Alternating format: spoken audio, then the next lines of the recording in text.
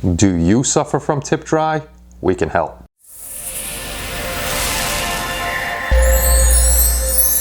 Hey everybody, it's Kenny Conklin from HobbyLinkInternational.com and welcome back to another how-to in the series of basic modeling tips and tricks. So today we're going to talk about tip dry on your airbrushes. If you watched my video on the 32 Ford, you heard me talking about it when I was spraying. I was getting constant tip dry with my acrylic paint. Anybody that uses acrylic paint runs into the tip dry issue. This could be fought in a couple different ways. You can add flow improver, you can add paint retarder, but with the acrylics, you're eventually going to get tip dry on that tip and it's going to mess up when you're painting. Like when I was painting on the 32 Ford, when I was pulling back just gently, I would get a light, nice, fine spray so I can build up my layers. But once I got the tip dry, I had to basically pull back and flood the model, which I don't want to do. I don't want to flood the model. I want to go in thin layers. People tend to do a few things with their tips when they get the tip dry. They either take a paper towel in their fingers and they pull on the tip, or they take their fingernails and they pull on the tip. You run the risk of bending your tip that way. The tips are very thin and you know how they happen. If you drop it, it bends. You play with it, sometimes it bends, and you don't want to have to end up buying a new needle. So I'm going to show you a technique that I found online, or actually on YouTube, from a professional artist that uses airbrushes. So this technique isn't mine. I wish I could remember the person's name so I can link them in the description below, but I watched that video probably like 2 or 3 years ago, maybe a little more. I went through my like videos, but I couldn't find it. But enough about that. I showed you the tool yesterday in that video. I'm going to show you now the same tool, and then I'm going to teach you how to build it, and I'll show you how to use it.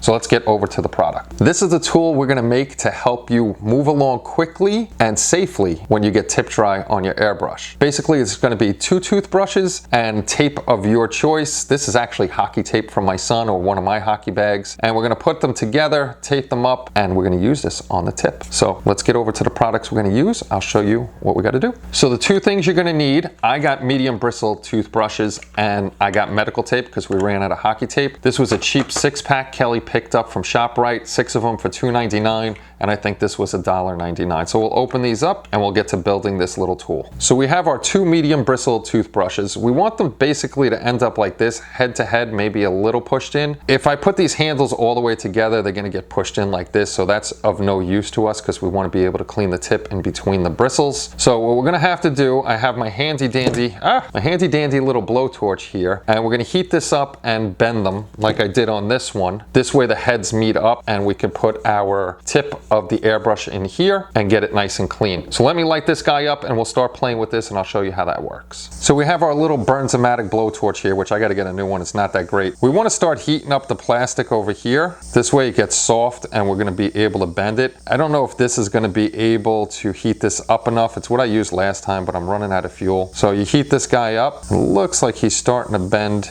inward. You may have to play with it a little bit to get it where you want it, and I'm just going to keep going like that, and I'm going to have to heat it up again. As you can see, it's staying straight. I want to kind of bend this out a little bit so they meet up. So let me do that, and once it's all done, I'll show you together. Okay, so I got this neck heated up and bent out into position. This way the bristles meet up over here. 2 things I'm going to tell you. 1, these were cheap and they're straight. The cheap part is really good. The straight part is bad because it's a little harder to work with this. On my original one, these were cheap at the time. They have the little crook neck here, so this one I only had to heat up a little bit in the back and flex it out so they can meet up like this. It's a lot easier if you get one with more of a curve to it, and then you can mate them up a lot easier. These took me a little bit to get this guy to mate up like this with the bent head. So now I'll tape up the handles and we'll have our new little tool. And now I have 2 tip dry cleaners. This is the old one, starting to get dirty. It'll wear out after a while and I'll toss it, but now I have a new one that I could throw in the bin over there. They're close together and they're all taped up. Like I said, if I were to do this again, I would get ones with more of a crook neck on it. It's a lot easier to work with than this one is. So let me show you what you do with this. So once you encounter tip dry, the first thing you want to do is put your airbrush in the cradle, because you're going to have to grab your other tool. If you don't have an airbrush cradle for your desk, I suggest you get one. It's very handy dandy. Just put it on the side and you're good to go. So once you have your tool, you're just going to take 91%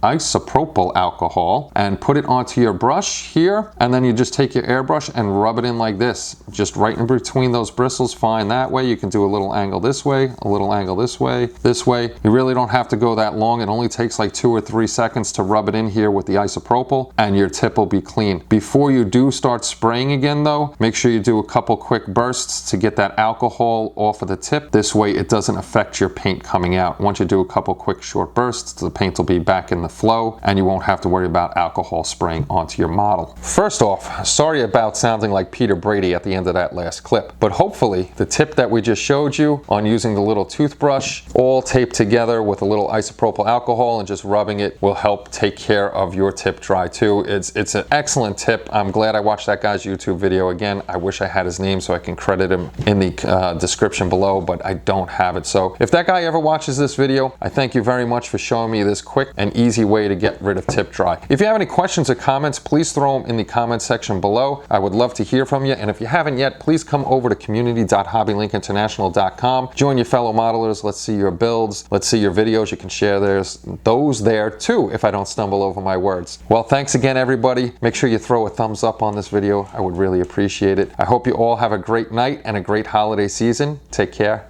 and bye-bye.